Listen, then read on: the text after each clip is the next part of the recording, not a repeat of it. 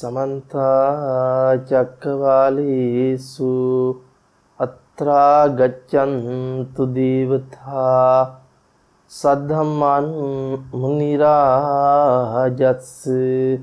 सुनन्तु सग्गमुक्धम् धम्मश्रवण कालो अयं बदन्ता धम्मश्रवण कालो अयं बदन्ता धम्मश्रवण कालो अयं बदन्ता नमो तस् भगवतो अरहतो सम्मा सम्बुद्दस्स नमो तस् भगवतो अरहतो सम्मा सम्बुद्दस्स नमो तस् भगवतो अरहतो सम्मा सम्बुद्दस्स ධර්ම දානමේ පින්කම අද දවසේ සිදු කිරීම උදෙසා සදැහැති බැතිබර දායකත්වයේ සිදු කරනු ලබන්නේ ඇමරිකාවේ පදිංචි රොඩ්නි මහතා සහ ප්‍රියන්කා මහත්මිය ඇතුළු පවුලේ ඥාතීන් විසින් උතුම් ධර්මාභිසමයේ සැමට ලබා දීමේ අරමුණු පෙරදරි කරගෙන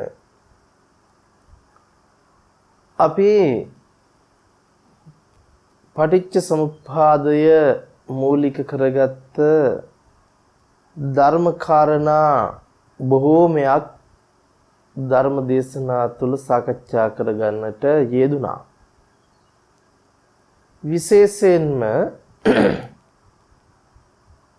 අපි සලායතන පිළිබඳව සලකලා බැලුවොත්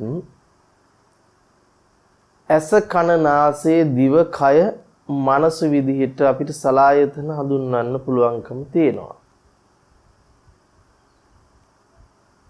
අපි ඇහැ කන නාසය දිව ශරීරය පිළිබඳව හඳුන්වනකොට භෞතික ව්‍යුහයකින් තියෙන පවතින ධර්ම විදිහට තමයි මේ සලායතන ටික හඳුනගෙන තියෙන්නේ. මනස පමණක් අනිදස්සන විදිහට අපි හඳුනගෙන ඇහැ කන නාසය දිව ශරීරයේ සනිදස්සන විදිහට තමයි හොවා දක්වගෙන තියෙන්නේ. මෙතන ගැටලුවක් එනවා. බුදුරජාණන් වහන්සේ අපිට පෙන්වන්නේ ඇහි කනේ නාසයේ දිවේ ශරීරයේ නිරෝධය පිණිස කටයුතු කළ යුතුයි කියලා. තොර නිරෝධය පිණිස කටයුතු කළ යුතුයි කිව්වට පස්සේ අපි නිරෝධය කියන තැනට අර්ථකථනය කරගෙන තියෙන්නේ නැතිවීම නම් නැති කිරීම කියලා නම්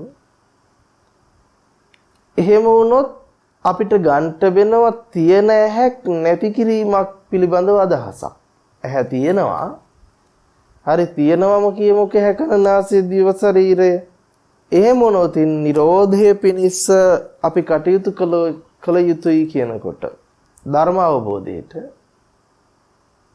අපිට හිතන්න වෙනවා තව පාරක් නිරෝධය කියන දේ ඇත්තටම නැති කිරීමද කියලා. නිරෝධය නැති කිරීම වුණොතින් අපිට අනිවාර්යයෙන්ම ධර්මාභිසමයේ පිණිස ඇහැ නැති කරන්නට වෙනවා. කන නැති කරන්නට වෙනවා. නාසය නැති කරන්නට වෙනවා. දිව නැති කරන්නට වෙනවා. කය නැති කරන්නට වෙනවා. එහෙම බැලුවොතින් අපි ඇතහන්තයත් නැතහන්තයත් ස්පර්ශ කරනවා මිසක ධර්ම අවබෝධය නම් ලබන්නේ නැහැ. අපිට මෙන්න මේ කාරණා දෙක එහෙම නැත්නම් ඇහැ කන නාසය දිව ශරීරය අනිදස්සනද සනිදස්සනද කියන කාරණාවත් නිරෝධය කියන්නේ හැබෑවටම නැති කිරීමද කියන කාරණාවත් පිළිබඳව ප්‍රඥාවන්තව ගවේෂණය කරන්නට වෙනවා. ඒ පිළිබඳව අවබෝධයෙන් යුක්තව තේරුම් ගන්නට වෙනවා. ඒ පිළිබඳ අවබෝධයෙන් යුක්තව තේරුම් ගන්නට බැරි වුණොත් අපිට ඇසේ නිරෝධය කුමක්ද කියලා අඳුන ගන්නට බැරි වෙයි. කනේ නාසයේ දිවේ ශරීරයේ නිරෝධය කුමක්ද කියලා හඳුන ගන්නට බැරි වෙයි. අපිට මේ කාරණාව පැහැදිලි කර ගැනීම පිණිස ඉවහල් වෙන සූත්‍ර දේශනාවක් තියෙනවා. වේදනා සංයුත්තේට අදාළව සංයුත්ත නිකාය සලායතන වර්ගයේ ධම්මකතික සූත්‍රය. මේ ධම්මකතික සූත්‍රයේ සඳහන් වෙනවා එක්තරා මහණෙක් භාග්‍යවතුන් වහන්සේ වෙත එළඹියේය. එකත් පස්වුන්නේ මහණතුමේ භාග්‍යවතුන් වහන්සේට මෙය සැලකලේය. වහන්ස ධම්මකතිකය යයි කියනු ලැබේ. වහන්ස කෙතකින් ධම්මකතික වේදයි කියලා අහනවා. ශාසනය ඇතුලේ ධම්මකතික වෙන්නේ කොහොමද කියලා තමයි අහන්නේ. කොටින්ම කිව්වොත් කතිකයා කියලා කියන්නේ ධර්මය දේශනා කරන තැනැත්තා. දහම් කතිකයා කියලා කියන්නේ එතකොට බුදු දහම දේශනා කරන කෙනෙකුට අපි කියනවා ධම්මකතික. බුද්ධ ශාසනය ඇතුළේ නියම ධම්මකතිකයෙක් එහෙම නැත්නම් ධම්මකතික භික්ෂුවක් එහෙම නැත්නම් ධම්මකතික බවට පත් වෙන්නේ කොහොමද කියන එක පිළිබඳව මේ භික්ෂුන් වහන්සේ විමසනවා. ඒ වෙලාවේ භාග්‍යවතුන් වහන්සේ දේශනා කරනවා මහණ ඉදින් ඇසෙහි නිර්වේදය පිණිස විරාගය පිණිස නිරෝධය පිණිස දහම් දෙසන්නේ නම් මහණතෙමේ ධම්මකතිකයයි කියන්නට සුදුසුය. මොකද්ද මේ දේශනා කරන්නේ? ඇසෙහි නිර්වේදය පිණිස විරාගය පිණිස නිරෝධය පිණිස. නිර්වේදයත් විරාගයත් නිරෝධයත්. එතකොට මොකද්ද මේ නිර්වේදය කියලා කියන්නේ? විරාගය කියලා කියන්නේ නිරෝධය කියලා කියන්නේ. අපි මෙන්න මේ ටික පිළිබඳව අවබෝධ කරගන්න ඕන. එතකොට අපි තේරුම් ගන්න ඕන මේ ඇසේ නිර්වේදයත් විරාගයත් නිරෝධයත්. නිර්වේදය කියන්නේ නොයලීම පිණිස. විරාගය කියන්නේ රාගික භව නොවීම පිණිස, විරාගී වීම පිණිස. නිරෝධය කියන්නේ අපි කියන නැති කිරීම පිණිස කියලානේ. නමුත් ඒක ගැලපෙන්නේ නැති වෙනවා. ඇහැ නැති කරන්නලා නිවන් දකින්න විදිහ නෙවෙයි බුදුරජාණන් වහන්සේ පෙන්නන්නේ. නිරෝධය කියලා කියන්නේ ඇසේ නොහොට ගැනීම පිණිස. ඇසේ සකස් නොවීම පිණිස.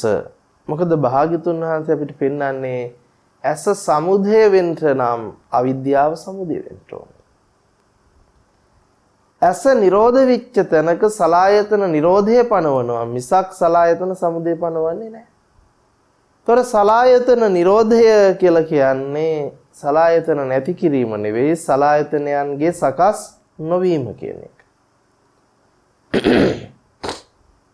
මේ අවබෝධයටපත් වෙන්න පෙර ආතුව මේ කොටස තේරුම් ගන්නට නම් අපි අනිවාර්යයෙන්ම සලායතන පිළිබඳ අවබෝධයක් ඇති කර ගන්න ඕනේ. සලායතන කියන්නේ මොකක්ද කියන එක.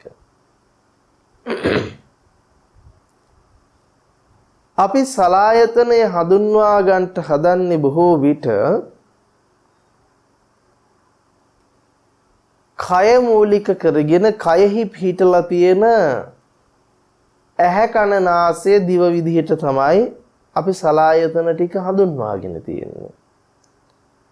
නම බුදුරජාණන් වහන්සේ අපිට පෙන්වන්නේ මේ සලායතන සකස් වෙන ධර්ම මිසක තියෙන ධර්ම කියලා නෙවෙයි. සකස් වෙන ධර්ම මිසක තියෙන ධර්ම කියලා නෙවෙයි. අනික අපි දන්නවා සලායතන කියලා කියන්නේ ආධ්‍යාත්මික ආයතන. එතකොට මේ ආධ්‍යාත්මික වූ ආයතනයන් බාහිරෙන් හඳුනා ගැනීම කියන තැනම ප්‍රශ්නයක් තියෙනවා. ආධ්‍යාත්මික ආයතන බාහිර ආයතන බවට පත් කරලා අපිට හඳුනා ගන්නට බෑ. ආධ්‍යාත්මික කියනකොටම අපි තේරුම් ගන්න උවමනායි. ආධ්‍යාත්මය අනිදස්සන ධර්මයක්. සනිදස්සන නෑ. අනික බුදුරජාණන් වහන්සේගේ බුද්ධ වචනේ ප්‍රකාරව බැලුවොත් ඇහැ කන නාසය දිව ශරීරය අනිදස්සන වූ ධර්ම බවට පත් වෙනවා. සනිදස්සන නොවන අනිදස්සන වූ ධර්ම බවට පත් වෙනවා. දර්ශනය කරගත නොහැකි ධර්මයි. අපි එහෙමනම් තේරුම් ගන්නට උවමනයි පෙනීමෙන් අපිට කවදාකවත් ඇහැ දකින්න බෑ. ඇහැ ඉපදුණු බවයි දැනගන්න පුළුවන්. මොකද අනිදස්සන නිසා. පෙනීම ඇති කල්හිම ඇහැ උපදිනවා, රූපේ උපදිනවා. නමුත් රූපේ සනිදස්සන වුණාට ඇහැ සනිදස්සන වෙන්නේ නැහැ. ඇහැ අනිදස්සන ධර්මයක්. ඒ වගේම මතක තියාගන්න ඕන අපි ඇහැ සනිදස්සනයි කියලා ගත්තොත් අනිවාර්යෙන්ම ඇහැ බාහිර ආයතනයක් කරන්නට වෙනවා. බාහිරට දාන්නම වෙනවා. එතකොට අපිට චක්කුංච පටිච්ච රූපේච uppajjati චක්කු විඤ්ඤාණං කියන ධර්මතාවයේ ගලපන්නට බැරිව යනවා. අපිට කියන්න වෙනවා එහෙමනම් චක්කුංච පටිච්ච චක්කුංච uppajjati චක්කු විඤ්ඤාණං කියලා.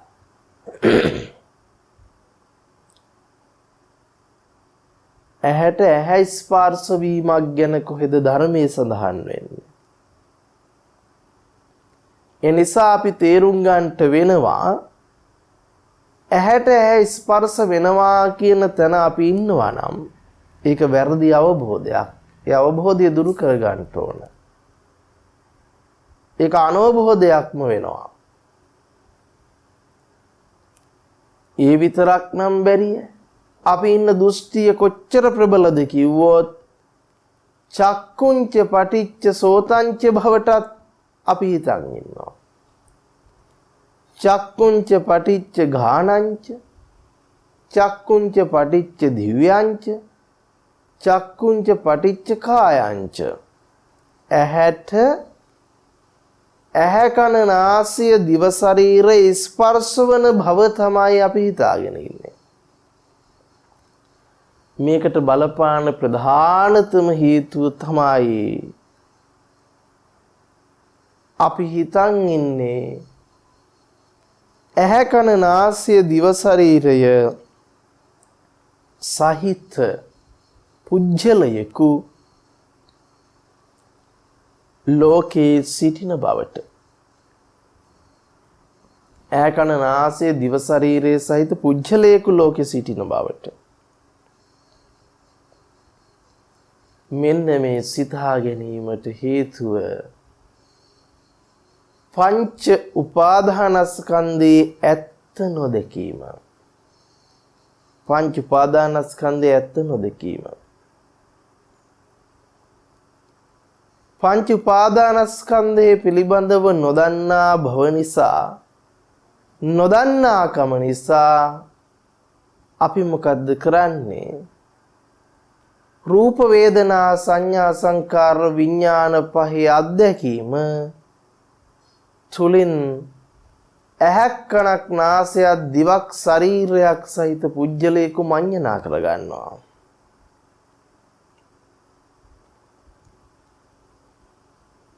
මෙහෙම කල්පනා කරමු. ඔබ මේ වටාපත දිහා අරගෙන බැලුවොත් මේ වටාපත නම් ඔබ කියයි බාහිර අන්තය කියලා. මෙහෙම අත පෙන්නලා ඇහුවොත් කියයි මේක ආධ්‍යාත්මික අන්තය කියලා. නමුත් මේක ආධ්‍යාත්මය නෙවෙයි. මේ වටාපත පිළිබඳව දර්ශනය කර ගැනීමත් අත පිළිබඳව දර්ශනය කර ගැනීමත් මෙනෙහි කර ගැනීමත් කියන දෙකම සිද්ධ වෙන්නේ පෙනීම ඇති කල්හි. එනම් පෙනීම ඇති කල්හිම උපදින ඇහි රූපය අත්දැකීම මේ තියෙන්නේ. එහෙම නැතුව කයේ අත්දැකීම නෙවෙයි. කය අත්දැකීම ලබන්නට නම් දැනීම ඇති කල්හි එහෙම නැත්නම් කාය විඥානයේ ඉපදීම ඇති කල්හි සකස් වෙන උපදින කයත් පොට්ටබ්බයත් පිළිබඳව දැනගන්න පුළුවන් මිසක කය හෝ පොට්ටබ්බේ කියන ධර්මතා දෙකෙන් එකක්වත් අපිට සනිදස්සන වෙන්නේ නැහැ. දර්ශනය කරන්නට බෑ. මොකද පෙනීමේ අත්දැකීම තුල උපදින්නේ ඇහැ රූප මිසක පෙනීමේ අත්දැකීම තුල කිසිම විදිහකට කොයිම ආකාරයකින්වත් කන නාසය දිව ශරීරයේ ඉපදීමක් හෝ ශබ්ද ගන්ධ රස ස්පර්ශයන්හි ඉපදීමක් සිද්ධ වෙන්නේ නැහැ. එහෙනම් අපි බරපතල විදිහේ අනෝභෝධයක ඉන්නවා කියන එක පැහැදිලි. සුළුපටු අනෝභෝධයක නොවේ බරපතල අනෝභෝධයක ඉන්නවා. අන්නේ අනෝභෝධය තුල තමයි අපි කටයුතු කරන්නේ. ඒ අනෝභෝධය තුල ඉඳලා අපි කොයිතරම් ධර්මයේ ගැන කතා කරන්නට ගියත් ධර්ම මාර්ගේ නම් එලි කරගන්නට බැරි වෙනවා. කිසිසේත්ම ධර්ම මාර්ගය එලි වෙන්නේ නැති වෙනවා. ඒක මහා අනවබෝධයක්. ඒක අපි තේරුම් ගන්නට උවමනයි. එහෙමනම් අපි කල්පනා කරලා බලමු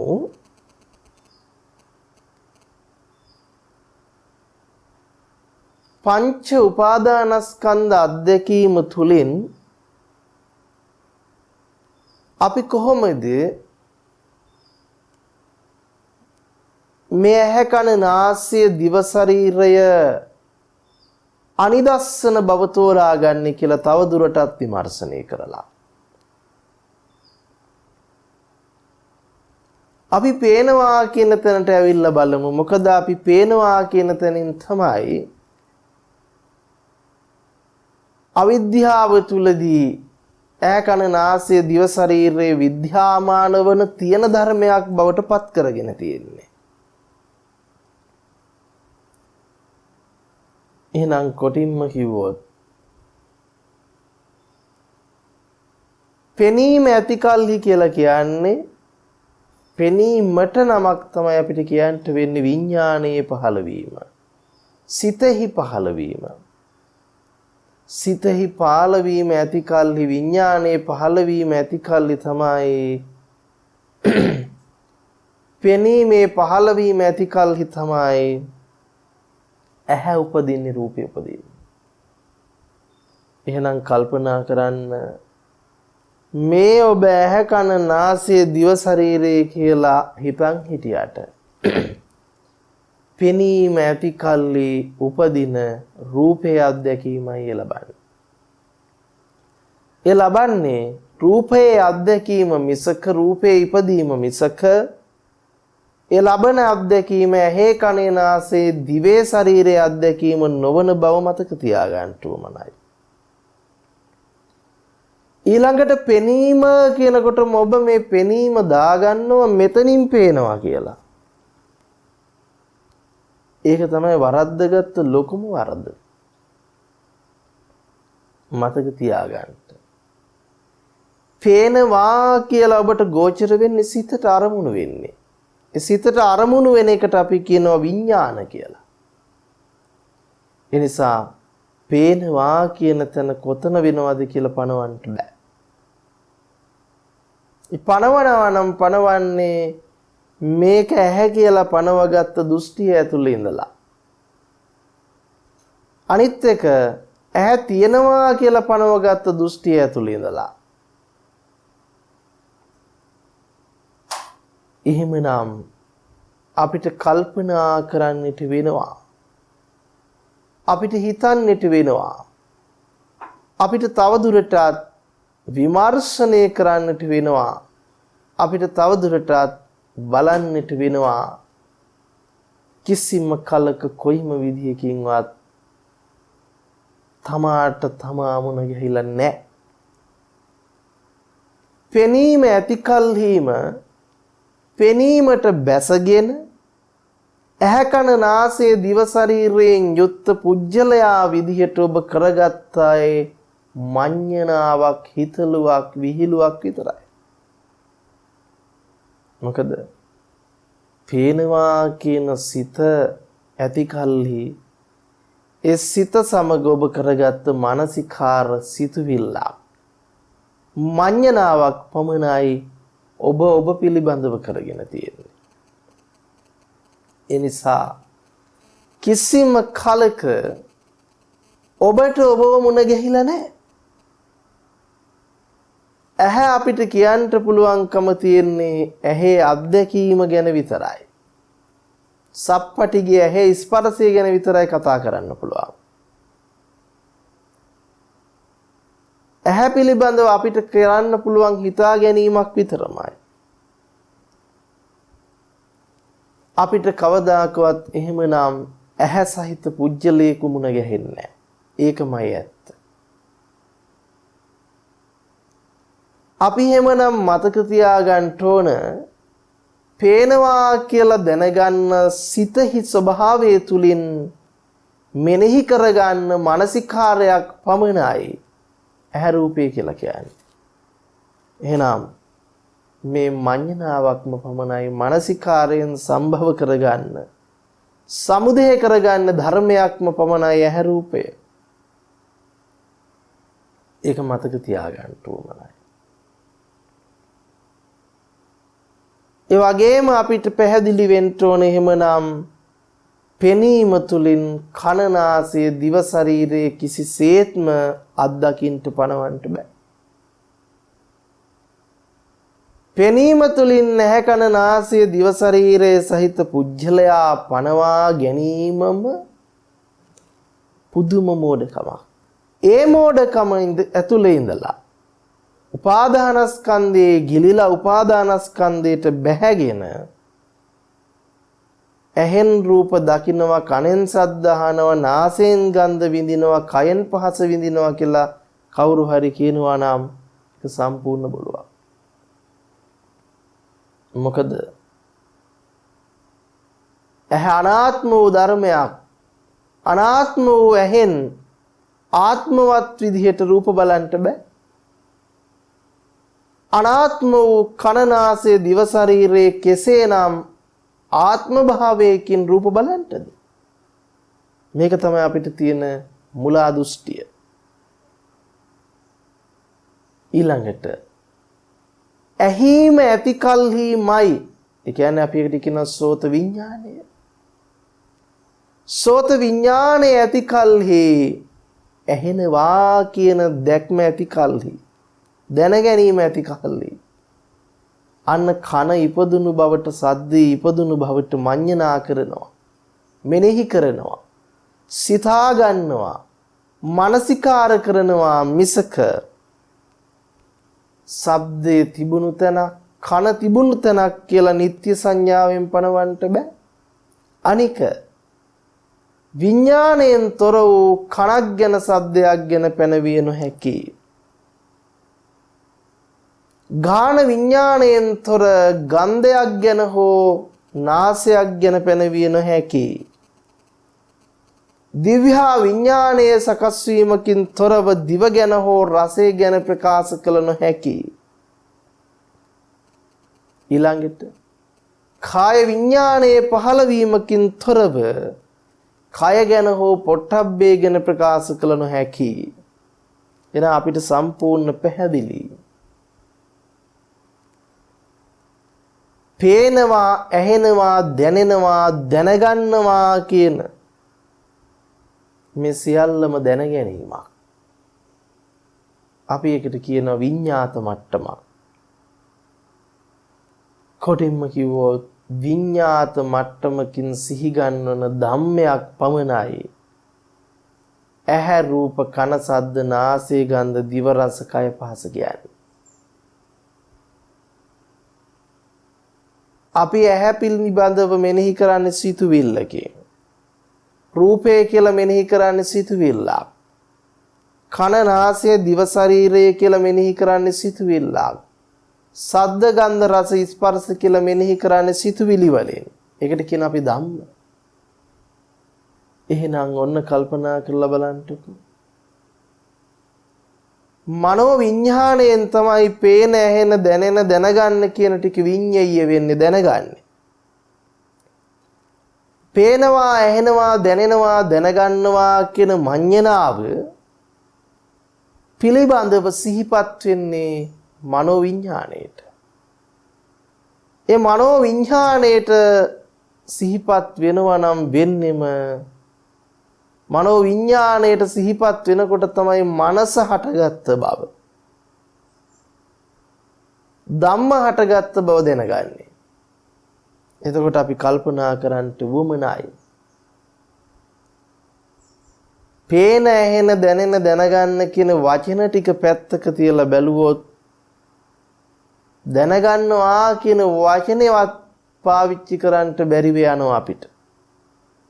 එහෙම වුණොත් අපිට පෙනීම, ඇහිීම, දැනීම, දැනගැනීම පිළිබඳව කතා කරන්නට බැරි වෙනවා. පේනවා කියන එක පිළිබඳ කතා කළාම වැඩක් නැහැ. දිත්තේව දිත්තමත්තම් භවිස්සති. පෙනීම පෙනීමක් පමණයි. ඒ පිළිබඳ මඤ්ඤණා කරන්නට බෑ.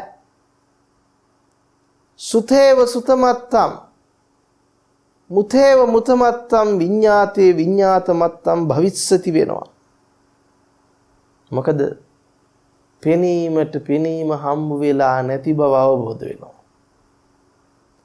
ඇහිීමට ඇහිීම හම්බ වෙලා නැති බව, දැනීමට දැනීම හම්බ වෙලා නැති බව, දැනගැනීමට දැනගැනීම හම්බ වෙලා නැති බව, මේක මඤ්ඤණාවක්ම බව අවබෝධයෙන් ප්‍රත්‍යක්ෂ වෙනවා. එහෙව් තැනක කෙසේනම් ඇහැ කන නාසය දිව ශරීරයක් ගැන කතා කරන්නටද නේද? එතකොට අපි තේරුම් ගන්නට වෙනවා ඇසෙහි කෙසේනම් ඇලීමක් ගැටීමක් ගැන කතා කරන්නටද? එතකොට කෙසේනම් ඇහැ පිළිබඳ රාගයක් උපද්දන්නටද? එනම් කෙසේනම් ඇහි හට ගැනීමක් ගැන කතා කරන්නටද? ඒ ඇසේ නිරෝධයමයි, ඇසේ සකස් නොවීමමයි. ඒ ඇසේ විරාගික බවමයි, ඒ ඇසේ නොයල්ම නිර්වේදයමයි. එහෙනම් ඔන්න අපිට පැහැදිලි වෙනවා මෙන්න මේ ඇසේ නිර්වේදය පිණිස, විරාගය පිණිස, නිරෝධය පිණිස දහම් දෙසනවා නම් මෙන්න මේ ආකාරයෙන් ස්කන්ධ පිළිබඳ අවබෝධයෙන් යුක්තව ධර්මයේ දේශනා විය යුතුයි කියන එකයි බුදුරජාණන් වහන්සේ පෙන්වන්නේ.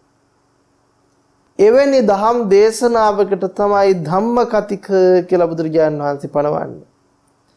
මහණෙනි, ඉදින් ඇසෙහි නිර්වේදයේ පිණිස, විරාගයේ පිණිස, නිරෝධයේ පිණිස දහම් දෙසන්නේ නම් ඒ මහානතමේ ධම්ම කතිකයයි කියන්නට සුදුසුය. මහාන ඉදින් නැසෙහි නිර්වේදය පිණිස විරාගය පිණිස නිරෝධය පිණිස පිළිපන්නේ වේනම් ඒ මහානතමේ එතකොට කල්පනා කරන්න. පිළිපන්නේ වේනම් ඒ මහානතමේ දහමට අනුලොම් පිළිවෙතෙහි පිළිපන්නේ යයි කියන්නට සුදුසුය. අන්න එහෙමනම් ඇහි නිර්වේදය විරාගය නිරෝධය පිණිස පිළිපන්නේ නම් ඒක තමයි ධර්මයට පිළිපන්නා කියලා කියන්නේ. මානෙදින් නැසෙහි නිර්වේදයෙන් විරාගයෙන් නිරෝධයෙන් උපාදාන රහිතව මිදුනේ වේනම් මහානතමේ දිටු දැමියෙහිම නිවනට පැමිණියේයි කියන්නට සුදුසුය. අන්නේ අවබෝධයට පිළිපන්න කෙනා ධර්මයට පිළිපන්න කෙනෙක් බව පෙන්වනවා. ඒ වගේම ඇහි නිර්වේදය ප්‍රත්‍යක්ෂ කර ගැනීම, ඇහි විරාගය ප්‍රත්‍යක්ෂ කර ගැනීම, ඇහි නිරෝධය ප්‍රත්‍යක්ෂ කර ගැනීම දිටු දෙමියේම ධර්ම අවබෝධයට නිවනට පැමිණීම කියලා භාග්‍යතුන් වහන්සේ පෙන්වනවා. ඒ වගේමයි කනෙහි, නාසයෙහි, දිවෙහි, ශරීරෙහි, සිතෙහි නිර්වේදය, විරාගය, නිරෝධය පිණිස ධර්මයේ දේශනා කරනවා නම් ඒ ධම්ම කතික මහානක් වෙනවා. ඒ වගේම කන, නාසය, දිව, ශරීරයේ, සිතෙහි විරාගයට, නිරෝධයට, නිර්වේදයට පිළිපන් කෙනා ධර්මයට පිළිපන් කෙනා බවට පත් වෙනවා. ඒ වගේම ඇසෙහි, කනෙහි, නාසයෙහි, දිවෙහි, ශරීරයේ, සිතෙහි විරාගයෙන්, නිර්වේදයෙන්, නිරෝධයෙන් උපාදාන රහිතව මිදුනේ වේනම් දිටු දැමෙහිම නිවන් පැමිණියයි කියන්නට සුදුසුයි. එහෙනම් උපාදාන සහිතව මිදෙනවා කියන්නේ කොහොමද? උපාදාන රහිතව මිදෙනවා කියලා කියන්නේ. ඉතින් බලන්නකෝ. ඇහැ, කන, නාසය, දිව, ශරීරය තියෙන තැනක් නැහැ කියලා අවබෝධ වෙනකොට, ඒ මඤ්ඤණාවක් කියලා අවබෝධ වෙනකොට, නිට්ටයව ස්ථිරව ප්‍රකාශ කළ නොහැකි ධර්මයක් බවට අවබෝධ වෙනකොට කෙසේනම් ඇහැ තුල පිහිටන්ටද? කෙසේනම් ඇහැ සකස් වුණු බවට, ඇහැ ඇති බවට ගන්නටද? ඇහැ සකස් වෙනවා කියන තැනම මුලාවට අහු වෙන බව අවබෝධ වෙනවා. අන්න ඇහි නොහොට ගැනීම පිළිබඳ ප්‍රත්‍යක්ෂ වෙනවා. කෙසේනම් දැන් ඇහැ පිළිබඳ රාගයක් උපදින්නටද? කෙසේනම් දැන් මේ සලායතන පිළිබඳව ඇල්මක් පවත්වන්නටද? එතකොට කෙසේනම් දැන් මම ඇහැ, කන, නාසය, දිව, ශරීරය සහිත මම කියලා ගන්නටද? කෙසේනම් දැන් රූප, ශබ්ද, ගන්ධ, රස, පොට්ටබ්බ සහිත ලෝකය කියලා ගන්නටද? සම්පූර්ණයෙන්ම ලෝක සංඥාවම මඤ්ඤණා සහගත බොරුවක් බව ප්‍රත්‍යක්ෂ වෙනවා. එහෙනම් පැහැදිලි වචන පදවැල් සියල්ල පැත්තක තියුවොත් දැනගන්නවා කියන විඥාණය මාත්‍ර වචනකින්වත් ප්‍රකාශ කළ නොහැකි බව. එතකොට විඥාණය දැන ගැනීම තුල සිත සිතුවිලි විදියට කුමන නම් මඤ්ඤණාවක් පහළ කරන්නටද? එහෙනම් සිතත් සිතුවිලිත් මනත් ධම්මත් කියන්නේ සම්පූර්ණයෙන්ම මානසිකාරයෙන් කරන මඤ්ඤණාවක් බව පැහැදිලි. කොටින්ම කිව්වොත් රූප, වේදනා, සංඥා, සංඛාර, විඥාන කියන මේ පංච උපාදානස්කන්ධී ස්කන්ධ පහම හුදු මඤ්ඤණා මාත්‍රයක් බව පැහැදිලි. එතකොට කෙසේනම් ලෝකයක් පිළිබඳව ලෝකේ ජීවත් වෙන කෙනෙක් පුජ්‍යලේ පිළිබඳව අදහසක් දක්වන්නටද කෙසේනම් බැස ගැනීමක් කරන්නටද අන නිර්වේදය විරාගය නිරෝධය පිණිස පිළිපන් කෙනෙක් බවට පත් වෙනවා. මේක තමයි අවබෝධය. එතකොට කෙනෙකුට හිතෙන්න පුළුවන් කෙනෙක් බවට පත් වෙනවා කියනකොට ඒ කෙනා කවුද? කෙනා කවුද? ඉතින් දෙයියනේ ලෝක සම්මත විවහාරික වචනයක් අල්ලගෙන අනවබෝධයෙන් තර්ක කිරීම තරම් අඥානවන්තකමක් තවත් තියේද? එනිසා කෙසේනම් පුජ්‍යල භාවයක් පනවන්නටද? කෙසේනම් හට ගැනීමක් පිළිබඳව කතා කරන්නටද? හට ගැනීමම බොරුවක් බව ප්‍රත්‍යක්ෂයි. මෙන්න මේ ප්‍රත්‍යක්ෂයමයි අවබෝධය. මේ ප්‍රත්‍යක්ෂයමයි නිවීම. එහෙම නැතුව අපි නිවීම විදිහට හුවා දක්ව ගන්නට යන කිසිවක් නිවීම නොවන බව අවබෝධයෙන් දැනගත යුතු වෙනවා. ඒ අවබෝධ කරගත යුතු වෙනවා. එතකොට අපිට සම්පූර්ණයෙන්ම පැහැදිලි වෙනවා ඇහැ කන නාසය දිව ශරීරය පමණක් නෙවෙයි. මනස කියන්නේ සම්පූර්ණයෙන්ම මඤ්ඤණාවක්. මොකද වචන පදවැල් වලින් එහාට ගියොත් අපිට මන ධම්ම මනෝ විඥාන පිළිබඳව කතා කරන්න බෑ. මොකද අපි විඥාන කියන දැන ගැනීමට මනස ධම්ම කියන මඤ්ඤණාවයි සිද්ධ කරන්නේ. එතකොට ඒ දැන ගැනීමට වචනයක් නැත්තම් කෙසේනම් දැනගත් දෙයක් කෙනෙක් නොමැතිනම් කෙසේනම් අපි මනායතනයත් ධම්මායතනයත් පනවන්නටද? පනවන්න විදිහක් නැතිව යනවා. පනවන්න විදිහක් නැතිව යනවා. නිස්සත්තෝ නිජ්ජීවෝ ශුන්‍යෝ. කෙසේනම් සත්ව බවක් කෙසේනම් ජීව බවක් පනවන්නටද? ශුන්‍යත බවක් මිසක හිස් බවක් මිසක.